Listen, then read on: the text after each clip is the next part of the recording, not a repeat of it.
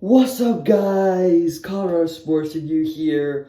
A little like 2/3 of the hockey night is over. We still got the Minnesota Wild game going right now. That's the end of the first and the intermission. But I decided now it was a good time to take the time to review the other two games that happened tonight, and there were for sure not as many goals. And it was way tired defensively, and the goaltending was pretty dang good tonight. But first, we are going to talk about the first game that happened today, which was the New York Islanders and Pittsburgh Penguins game. So, this was a huge game for Pittsburgh. They obviously didn't want to drop two at home, and they came out like they came out with that mindset. It looked like, and they were winning puck battles. They were getting the shots on goal. They just looked like the stronger team right off the gate, and it looked good for Pittsburgh for sure. And they would score early as well. They would score an unassisted goal. It would be Brian Rust, and it would make it 1-0. But Semyon Varlamov would get the start. You know, he's one of my favorites because he used to be, play for the Avs. But he would give up a really bad goal. It just, from way out on the blue line, no screen in front, and he just gave up this goal. And it was a bad look for sure. He would settle in for the rest of the game for sure, but this goal definitely did not look good for Varlamov. But I'm going to show it to you anyway, but you guys will see in the video. Not the best one for Varlamov, but yeah, let's roll it. Not an easy thing to do if you're the Penguins. Not easy to say sometimes. Now Brian Rust with a shot. He scores! There it is on cue. Pierre talked about this line. Brian Rust breaks the ice. Yeah, obviously Varlamov really would like to have that one back. Not a great way for your team to go down. But yeah, and the narrative was pretty much the same in the first period. The Penguins would just, looked like the better team. The Islanders were getting outplayed. And then Jeff Carter would score from McCann and Kapanen at 13:07 in the first, making it a 2-0 game for the Pittsburgh Penguins. And yeah, let's check it out. Inside the glass. Now a chance for Carter. He scores!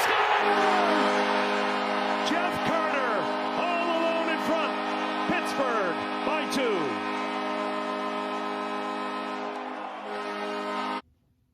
Nice goal from Jeff Carter there. It looks like, his career is kind of rejuvenated with the Penguins, and that's good to see for Carter. That would be his 40th playoff goal. So big numbers there for Carter, and obviously, he was a big part of that Kings, those Kings teams back when they won those 2 Stanley Cups. So Jeff Carter's been red hot since he's joined the Pens. Then the second period, the Isles would start to play better. That's for sure.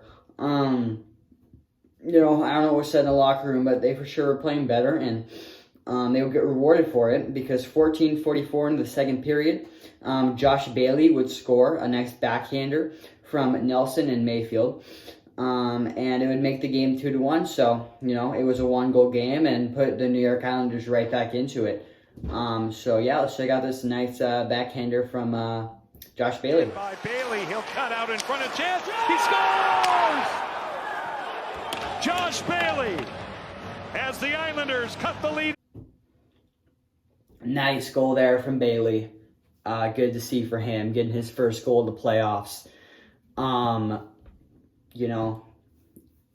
was a good shot. Not really much Jarry could do about that one. Yeah. Then we go into the third period, and from then on, there would be no scoring. And the Pens looked like they were in control. They just, they had the possession. They were playing great defense. They were making the Islanders really have to work for it. And, credit to, a lot of credit to the Penguins for bouncing back to this game, because that's huge to be able to tie the series 1-1.